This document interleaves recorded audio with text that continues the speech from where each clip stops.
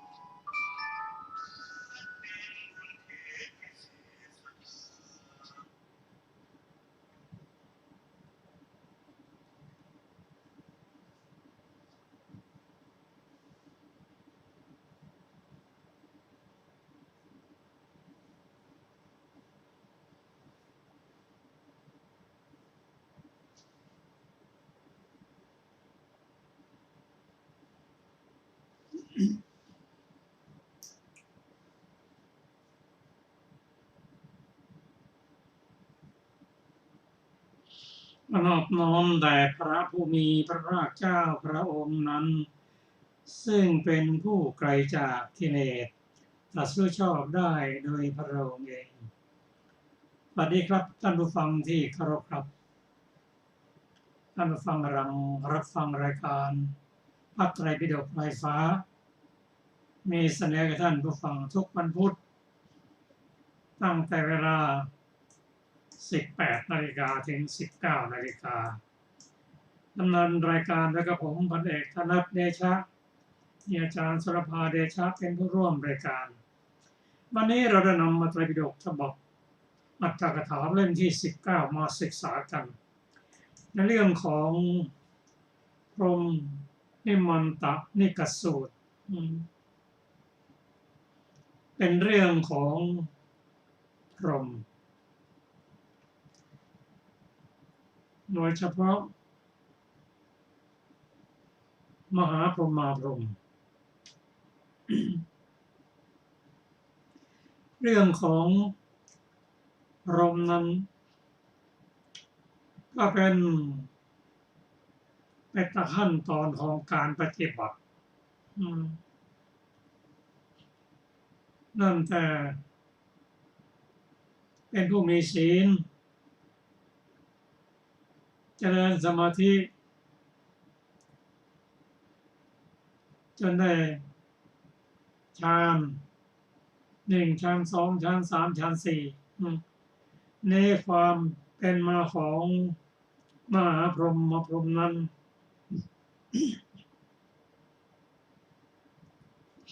ผู้ที่ได้ฌานที่1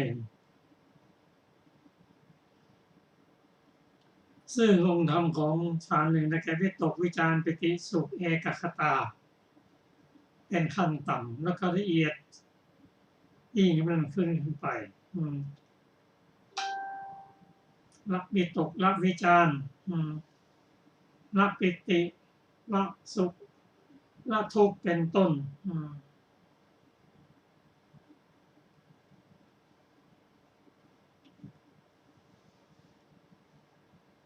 ในพระสูตรสุดนี้เราจะได้รู้จากพรหมนิมันตมหาพรหมาพรหมซึ่งเป็นการศึกษาการปฏิบัติด้านสมถะก็ปรารถนาที่จะพ้นจากทุกข์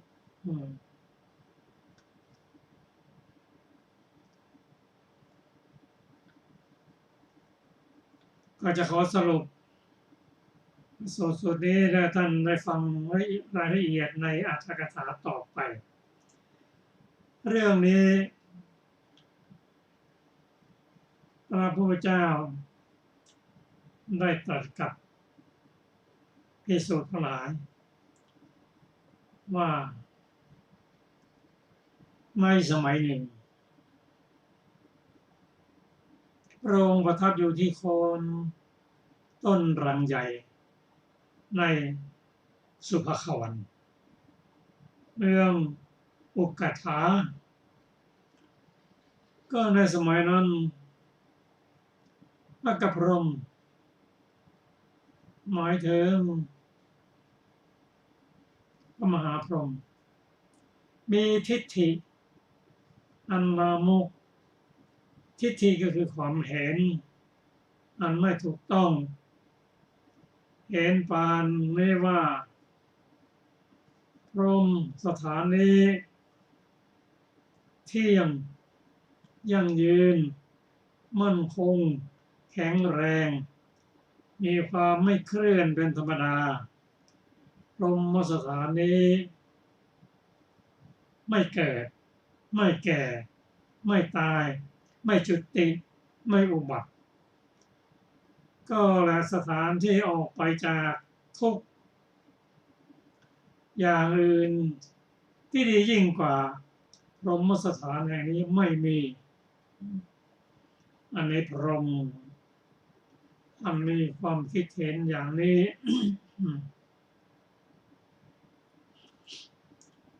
ทีนี้พระองค์ท่านมีความคิดเห็นอย่างนี้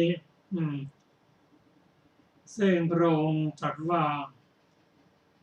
เป็นทิฏฐิชั่วเป็นไม่ถึงถูกต้อง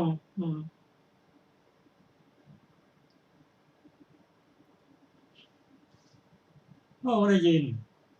พระองค์มีตาทิพย์ขณะที่นั่งประทับโคนไม้นะครับเห็นพรหมท่านคิดอย่างไงท่านพูดอย่างไงเมื่อพรหมมีมิจฉาทิฏฐิพูดผิดแต่ถ้าท่านพูดองค์เดียวคงไม่เดือดร้อนแต่เนื่องจากท่านเป็นหัวหน้าพรหมในระดับของ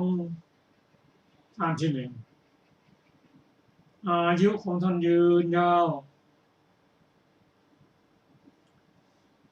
พรหมปุโรหิตและปริสาพรหมก็เป็นลูกน้องของท่าน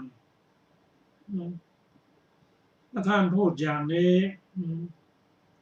ท่านมีลูกน้องมากมาย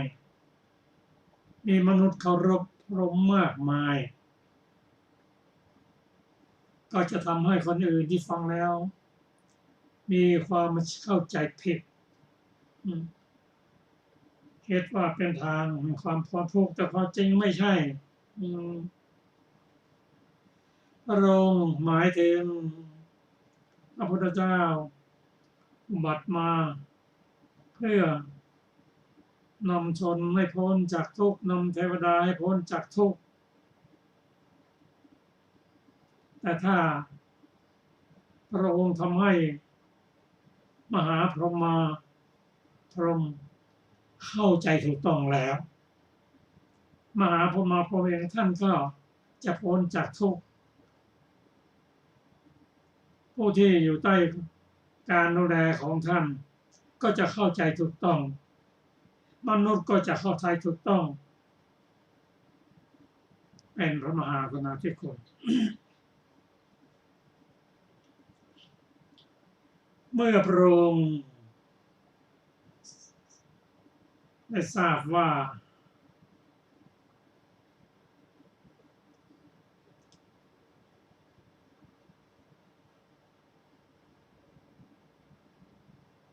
เมื่อพระองค์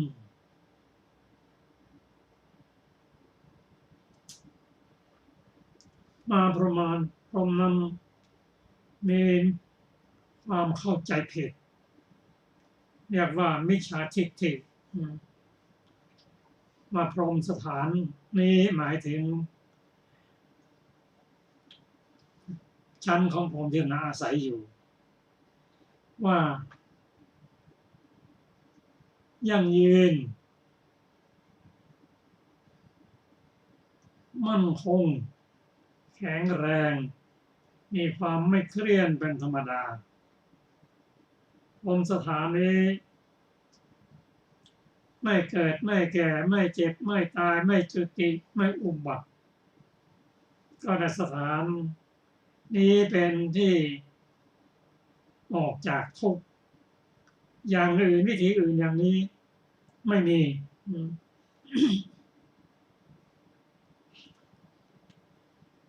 ความเข้าใจของพรหม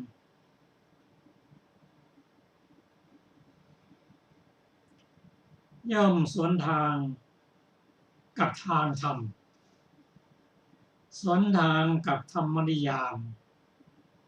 ธรรมนิยามกล่าวว่าอนิจจังทุกขังอนัตตาธรรมนิยามนี้เป็นธรรมที่มีอยู่แล้ว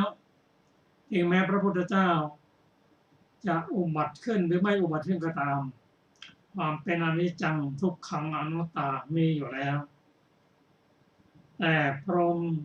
เข้าใจสวนทางหมดคำว่าอนิจจังนั้นคือไม่เที่ยงเราก็บอกไม่เที่ยงไม่ยั่งยืนโยกยั่งยืนมีความไม่เคลื่อนเป็นธรรมดาแถมยังกล่าวว่าไม่เกิดไม่แก่ไม่เจ็บไม่ตายซึ่งสวนทางกับพระธรรมคำสอนในพุทธศาสนา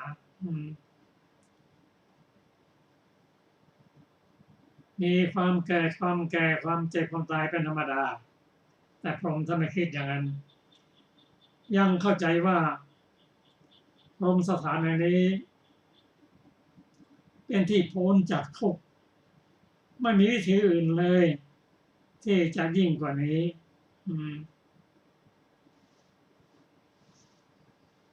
ซึ่งพระพุทธศาสนากล่าวว่าผู้จะพ้นจากทุกข์นั้น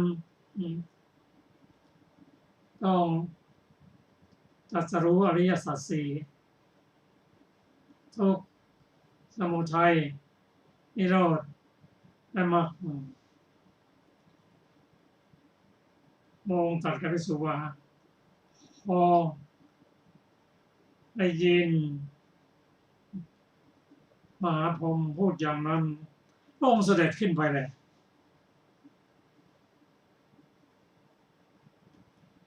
จากที่ประทับ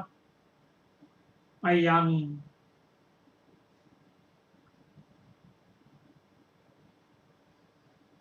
พรหมภูมิ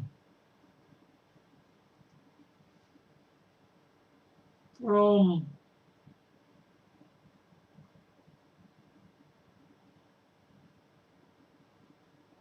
เสด็จไป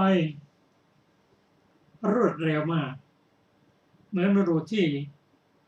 ยืดแขนหดแขนแล้วนะถึงแล้ว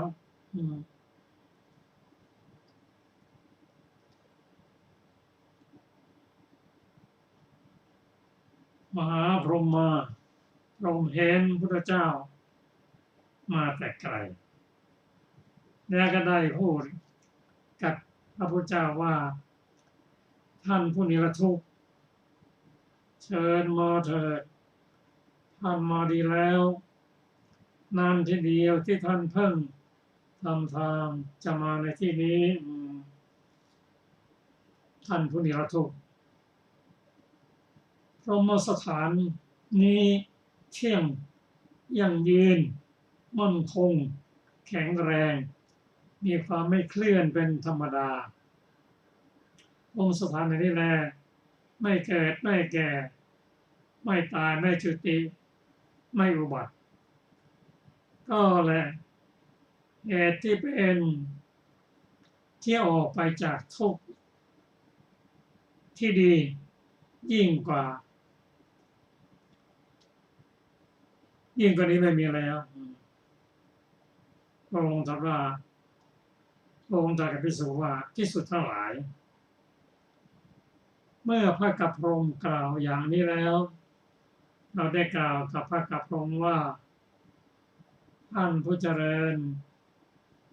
พระกัปพรหมตกอยู่ในอวิชชาแล้วหนอพระกัปพรหมตกอยู่ในอวิชชาแล้วหนออวิชชาก็คือความไม่รู้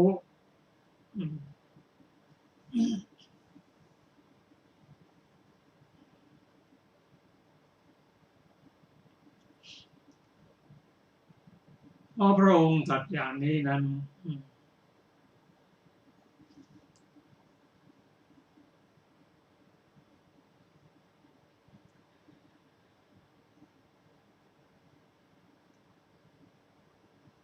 เพราะพระองค์ได้สนทนากับมหาพรหมนั่นนะมารผู้ลามกมารไม่ได้แค่ผู้ปกครองสวรรค์ชั้นหกปะระนิมิตวสวัสดิภูมิเป็นมารผู้ยิ่งใหญ่แม้พระเจ้าของเราก่อนตรัสรู้มารท่านนี่แหละก็ไปรบกวนพระพุทธเจ้าพระพุทธเจ้าสำเร็จแล้วไปสั่งสอนไปพบกับพรหมก็ตามไปขัดขวางอีกแต่การไปขัดขวางนั้นเขาสิงในร่างของพรหมผู้น้อยคือปริสัชชาพรหมสิงองค์หนึ่งแล้วก็คิดว่าพระพุทธเจ้าคงไม่ทราบได้กล่าวกับพระพุทธเจ้าว่าภิกษุท่านอย่ารุกรานพระกับพรหมนี้เลย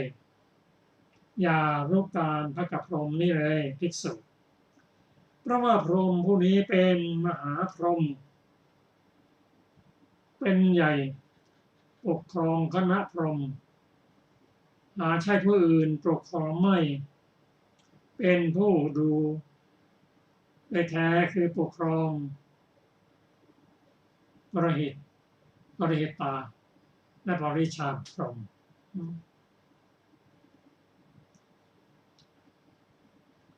เป็นผู้ประเสริฐเป็นผู้แต่งสัตว์เป็นผู้ใช้อำนาจเป็นบิดาของเหล่าสัตว์ที่เกิดแล้วและกำลังจะเกิดเป็นผู้สร้างมนุษย์และเทวดา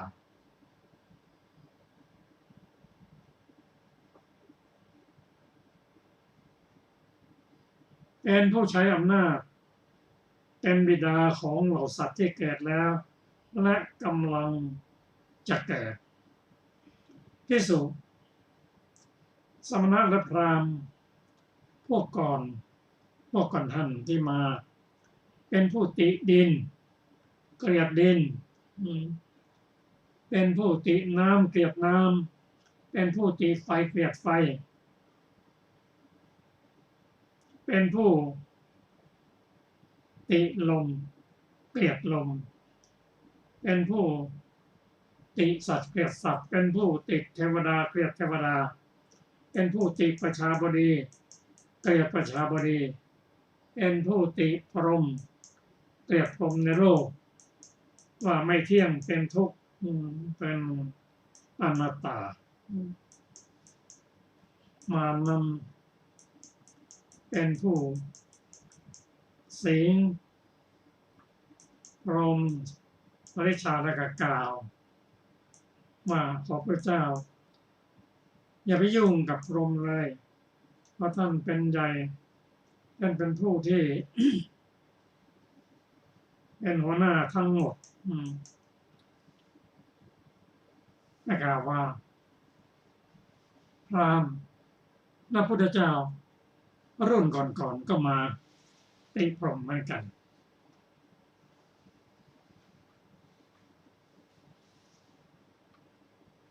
เมื่อพระเจ้า รู้อย่างนี้พระองค์ตรัสว่ามารเรารู้จากท่านเมื่อพระพุทธเจ้ารู้จักมาแล้วมารก็เลี่ยงไปพระองค์ก็ได้ตรัสบอกกับพระองค์ว่าที่ท่านพูดอย่างนั้นเพราะท่านไม่รู้แต่ความจริงไม่ใช่อย่างนั้นซึ่งความไม่รู้นั้นท่านกับเราอยู่สูงกับท่านพรหม มาพระพงศ์คิดว่ามีความรู้ดีกับพระเจ้าพระเจ้าตรัสว่าไม่จริงหรอกพระเจ้าก็แสดงทำต่างๆว่าที่ท่านไม่รู้มีอีกเยอะที่ท่านพูดไม่ถูกต้องแม้แต่พรหมชั้นสูงกับท่านยังไม่เคยเห็นเลยเช่นชันนภัสราสุภกินหาท่านก็ยังไม่เห็นเลยแต่เรานั้นเห็นสิ่งที่ท่านว่าท่านทำได้ดีนะที่จริงนะไม่จริงพระองค์ยกตัวอย่างให้ฟังพรหมก็ไม่ใช่เชื่อง่ายๆนะบอกว่าที่ท่านมาอยู่นานเท่าไหร่อายุท่านเท่าไหร่เราอายุนานเท่าไหร่พุทธเจ้าตรัสว่าเรารู้อดีตของท่านรู้ได้อย่างไรท่านจำไม่ได้หรอกเพราะท่านอยู่นี่นานเกินไปท่านระลึกได้นะพระองค์ตรัสว่าในสมัยก่อนที่ท่านเป็นพรหมนั้นท่านเป็นคนอย่างไรอยู่ที่ไหนผมเชื่อระลึกได้เป็นอย่างนั้นจริงๆ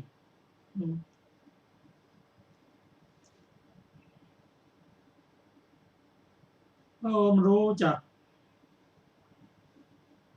ธาตุดินธาตุน้ำธาตุไฟธาตุลมดีพระองค์ไม่ติดไม่ยึดไม่สรรเสริญไม่ชื่นชมดีๆตรงกันข้ามเพราะอะไรเพราะไม่เที่ยงเป็นทุกข์เป็นอนัตตาเป็นต้นมาอีกแล้วสิ่งแล้วภิกษุท่านจะไปสอนพรหมนะไม่ต้องบอกพรหมสิ่งในที่สุดแล้วพระองค์แสดงให้ฟังพระองค์นั้นยินดีที่จะเชื่อฟังทูลเชิญพระพุทธเจ้าไม่สนใจเรื่องมาแต่เป็นเรื่องของพระพุทธเจ้าผู้มีพระมหากรุณาต่อพรหมเทวดาและมนุษย์รายละเอียดนั้นท่านจะได้ฟังจากอาจารย์ขาขอเชิญอาจารย์สุรภาครับสวัสดีค่ะท่านผู้ฟังที่เคารพทุกท่าน ภิกษุทั้งหลายเมื่อเรากล่าวอย่างนี้แล้วพระกพรหมได้กล่าวว่าท่านผู้นิรทุกข์ก็เรากล่าวสิ่งที่เที่ยงนั่นแลว่าเที่ยง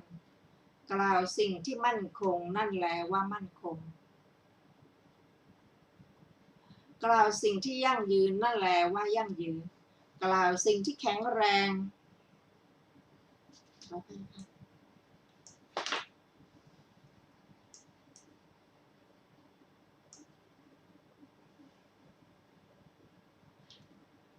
กล่าวสิ่งที่แข็งแรงนั่นแลว่าแข็งแรงกล่าวสิ่งที่ไม่มีความเคลื่อนเป็นธรรมดานั่นแลว่าไม่มีความเคลื่อนเป็นธรรมดา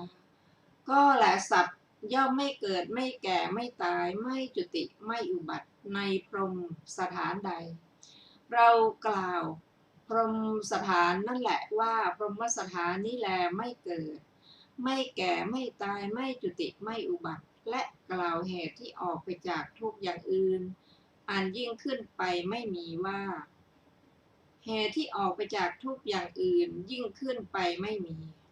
ภิกษุสมณพราหมณ์พวกที่มีก่อนท่านได้มีแล้วในโลกอายุทั้งสิ้นของท่านเท่าไร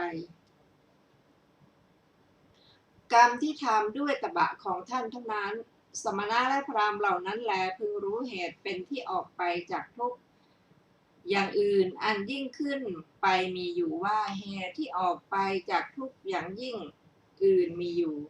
หรือพึงรู้เหตุเป็นที่ออกไปจากทุกอย่างอื่นอันยิ่งขึ้นไปไม่มีอยู่ภิกษุเพราะเหตุไรเราจึงกล่าวกับท่านอย่างนี้เพราะว่าท่านจักไม่เห็นเหตุที่ออกไปจากทุกอย่างอื่นอันยิ่งขึ้นไปเลยและท่านจักเป็นผู้รับส่วนแห่งความลำบากแห่งความคับแค้นอย่างเดียวเท่านั้นภิกษุ ถ้าแลท่านจักกลืนกินแผ่นดินได้ไซร้ท่านก็จักชื่อว่าเป็นผู้นอนใกล้เรา นอนในที่อยู่ของเรา เราพึงทำได้ตามประสงค์ เราพึงห้ามได้ ถ้าและท่านจักกลืนกินน้ำไฟลม เราสัตว์เทวดาประชาบดีพรหมได้ไซร้ท่านก็จักชื่อว่าเป็นผู้นอนใกล้เรา นอนในที่อยู่ของเรา เราพึงทำได้ตามประสงค์ เราพึงห้ามได้ดังนี้ เรากล่าวว่าพรหมแม้เราย่อมรู้เหตุนี้ ถ้าเราจักกลืนกินแผ่นดินได้ไซร้เราก็จักชื่อว่าเป็นผู้นอนใกล้ท่าน นอนในที่อยู่ของท่าน ท่านพึงทำได้ตามประสงค์ ท่านพึงห้ามได้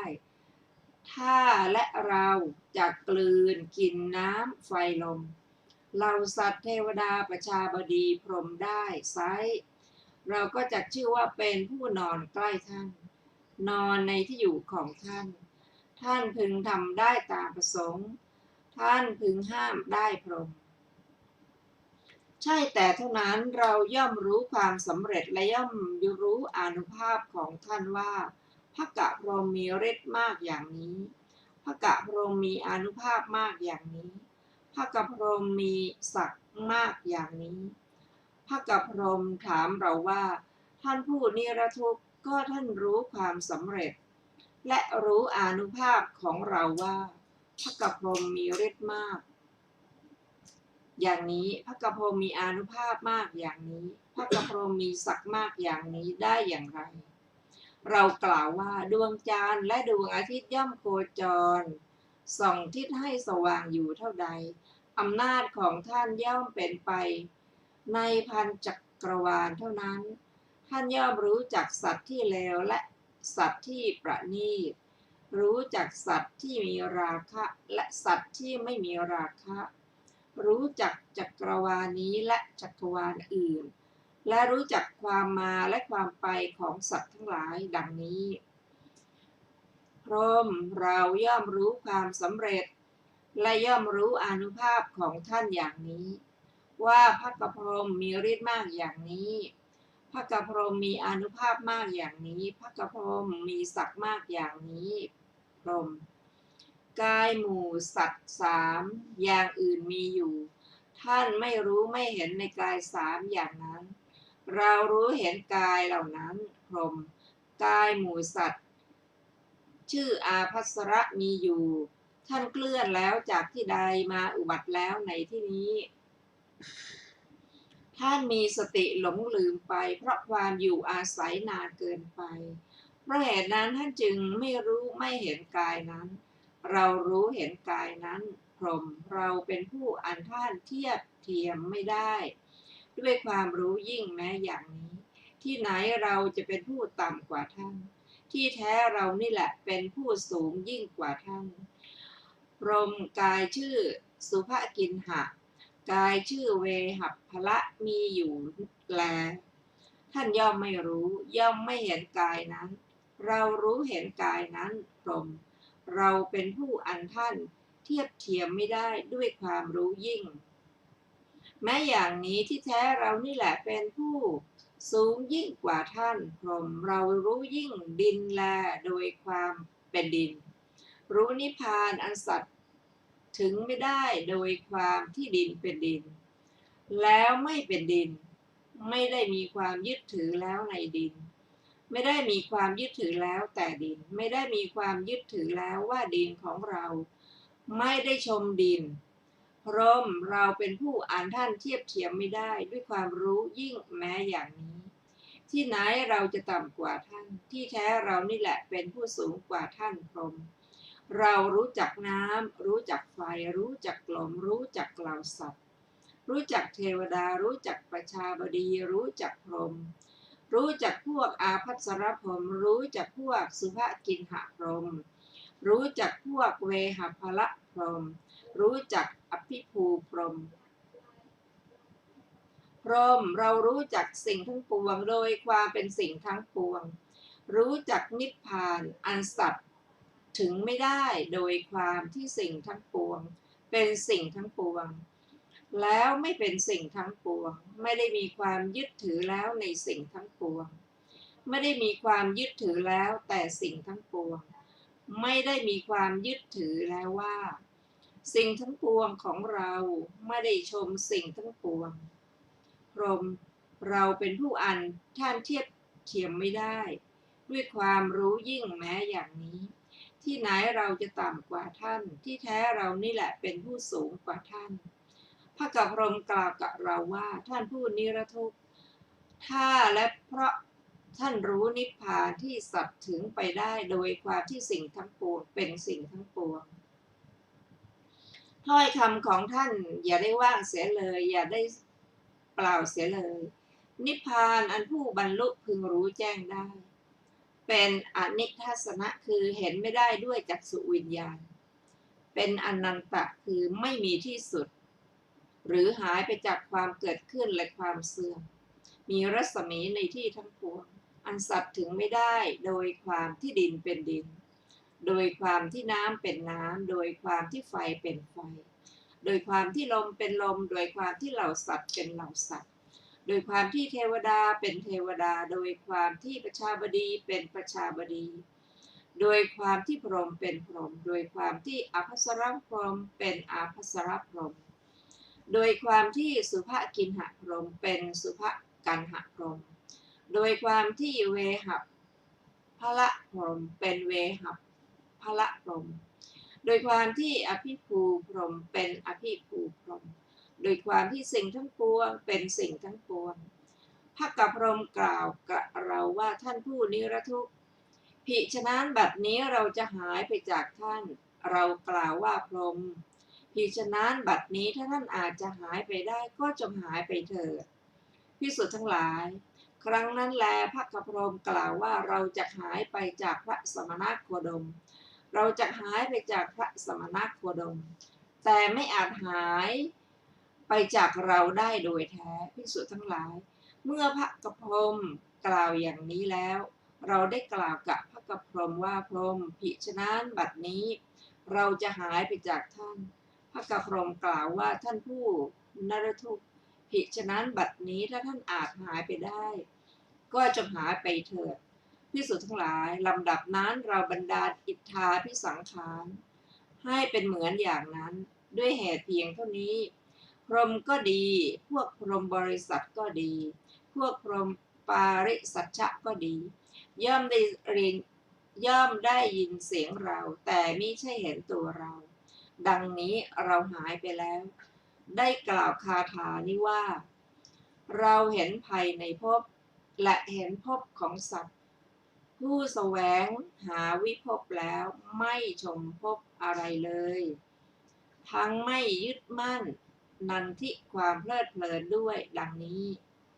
ภิกษุทั้งหลายครั้งนั้นพรหมก็ดีพวกพรหมบริษัทก็ดีพวกพรหมปาริสัชชะก็ดีได้มีความแปลกประหลาดอัศจรรย์จิตว่าท่านผู้เจริญน่าอัศจรรย์น่าแปลกประหลาดหนอพระสมณโคดมมีฤทธิ์มากมีอานุภาพมากก่อนแต่นี้พวกเราไม่ได้เห็นไม่ได้ยินสมณะหรือพราหมณ์อื่นที่มีฤทธิ์มาก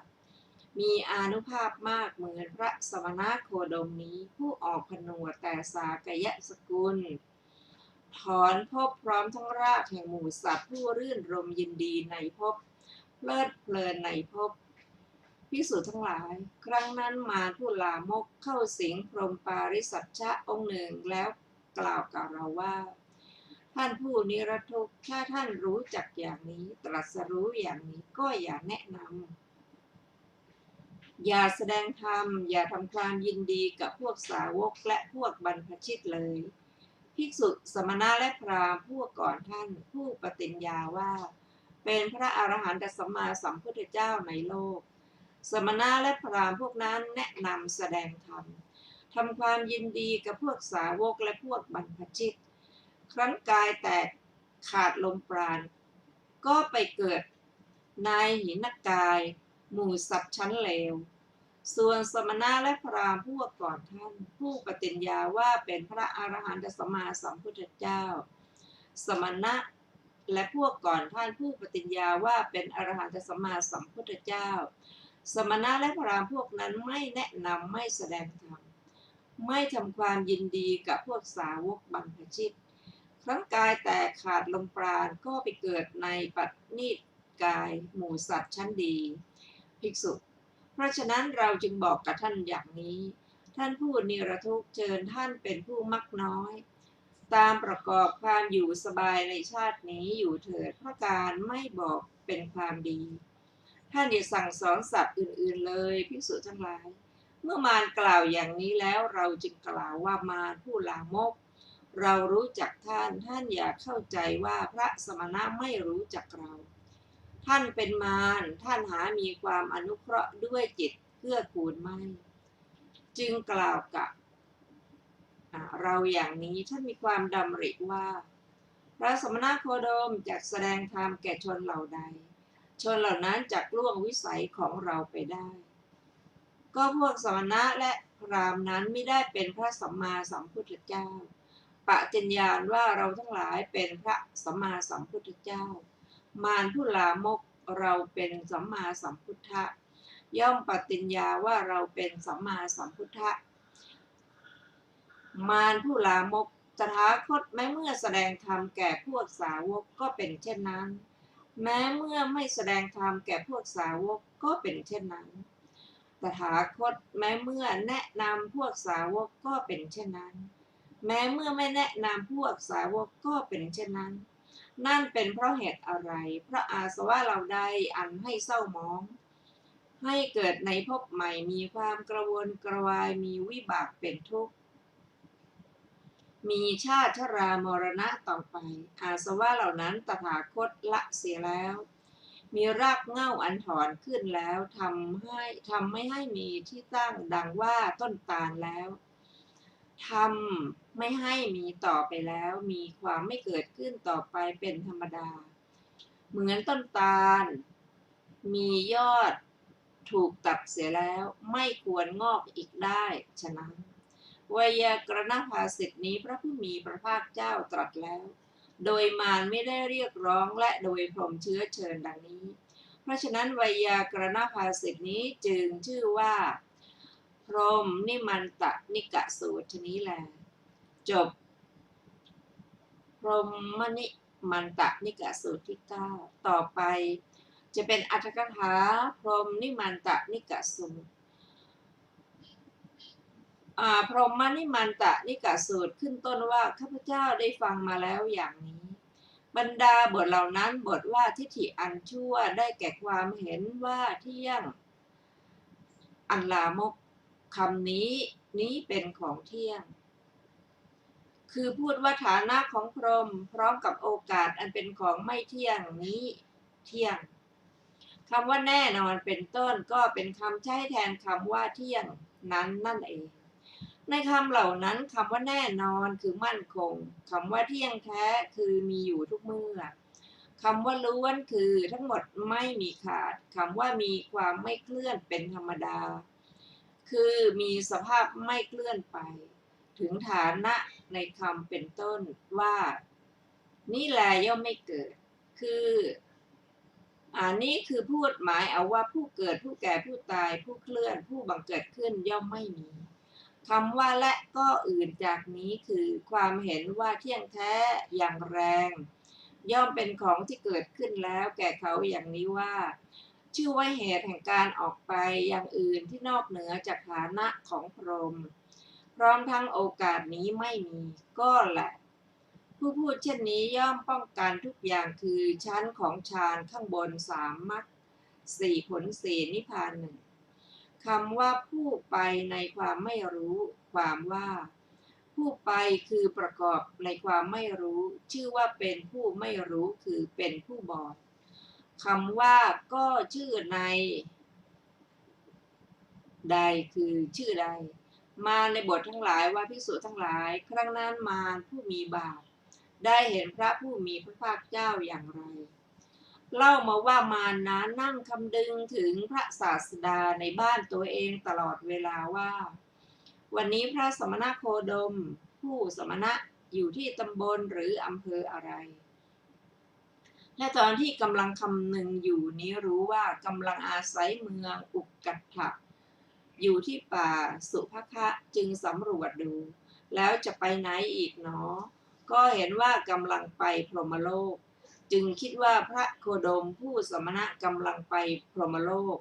เราจะไปทำให้พอใจในธรรมเทศนาอย่างผิดๆตลอดเวลาที่มากล่าวธรรมกถาในที่นั้นแล้ว ยังไม่ทำให้คณะพรหมก้าวพ้นวิสัยของเรา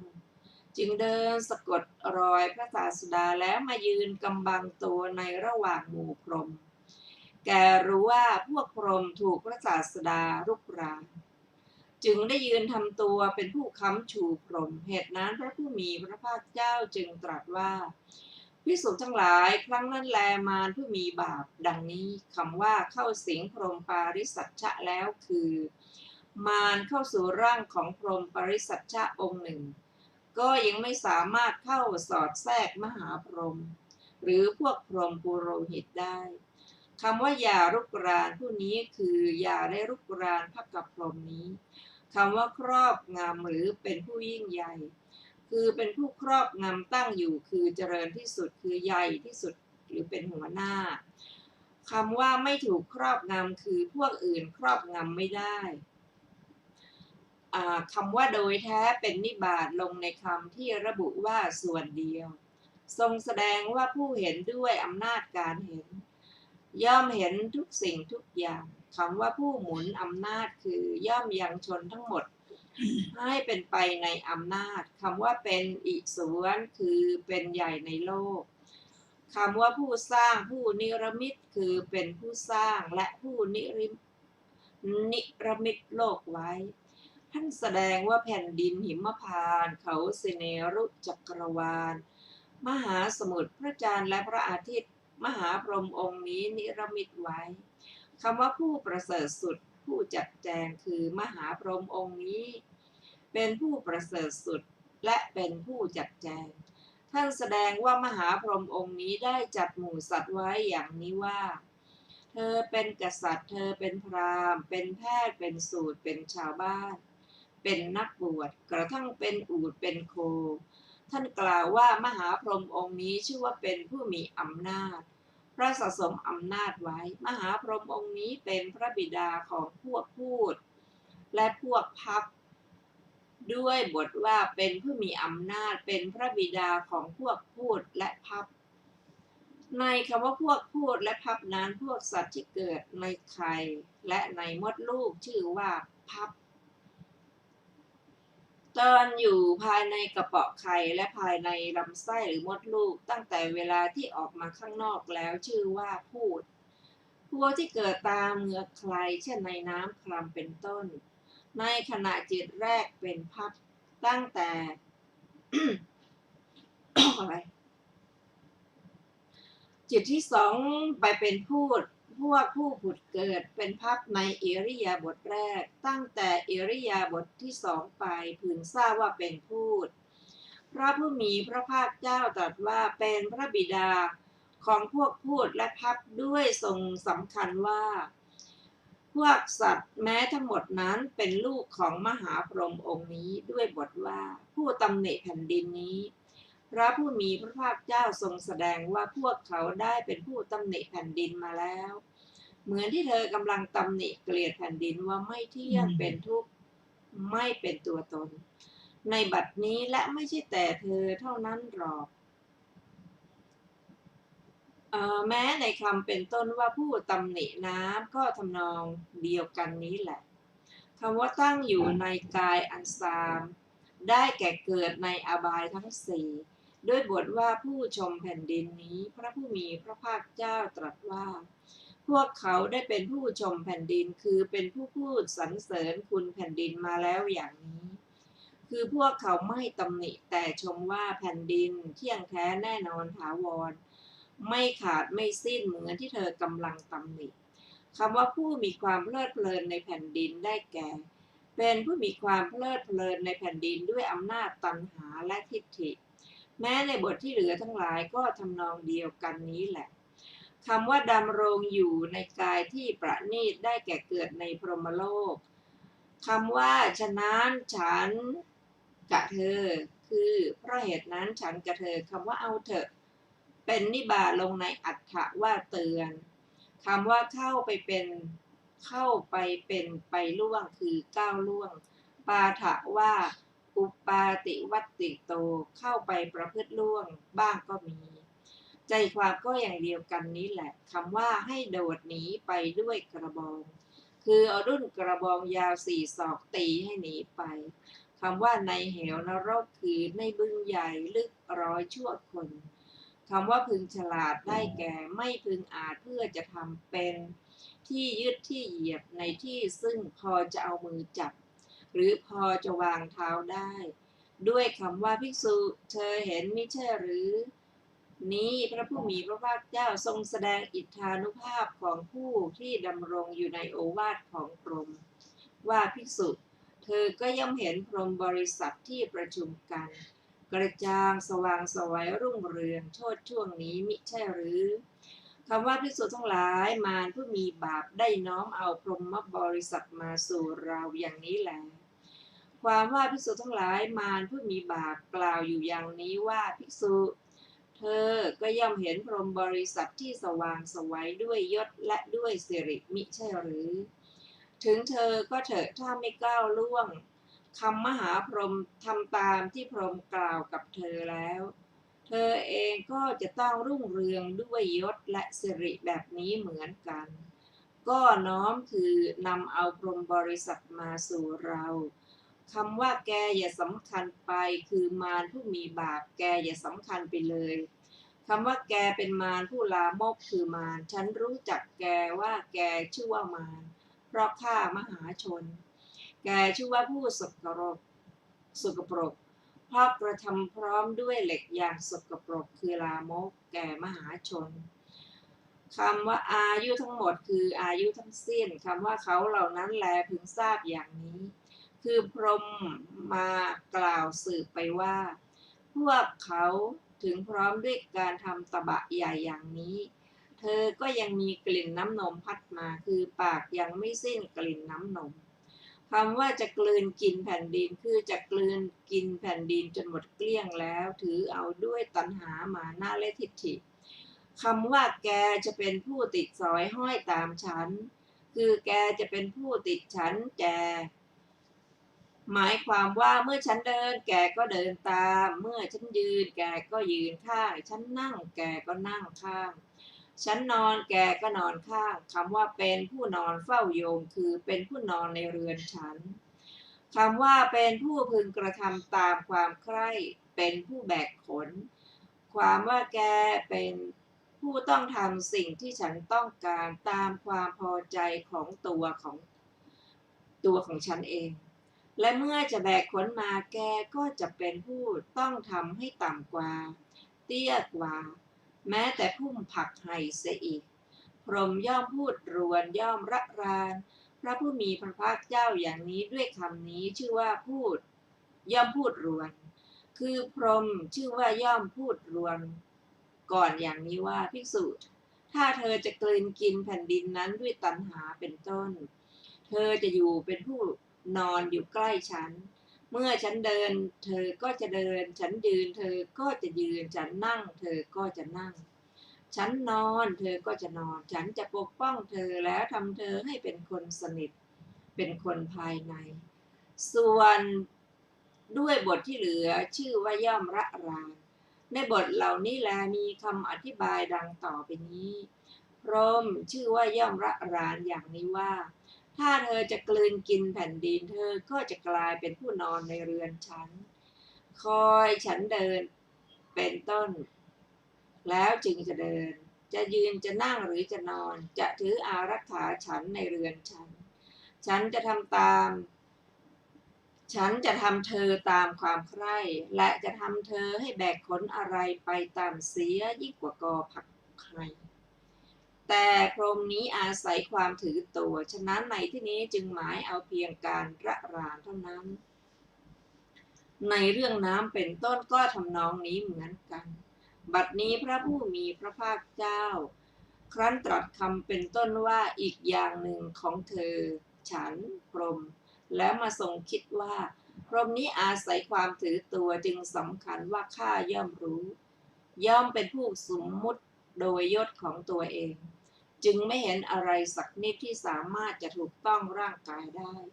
ควรข่มอีกหน่อยแล้วจึงทรงเริ่มเทศนานี้ในคำเหล่านั้นคำว่าย่อมรู้ชัดคติด้วยความว่าฉันย่อมรู้ชัดซึ่งความสำเร็จด้วยคำว่าและความรุ่งเรืองคือฉันย่อมรู้ชัดซึ่งอานุภาพด้วยคำว่าเป็นผู้ยิ่งใหญ่ขนาดนี้คือเป็นผู้มียศใหญ่มีบริวารมาก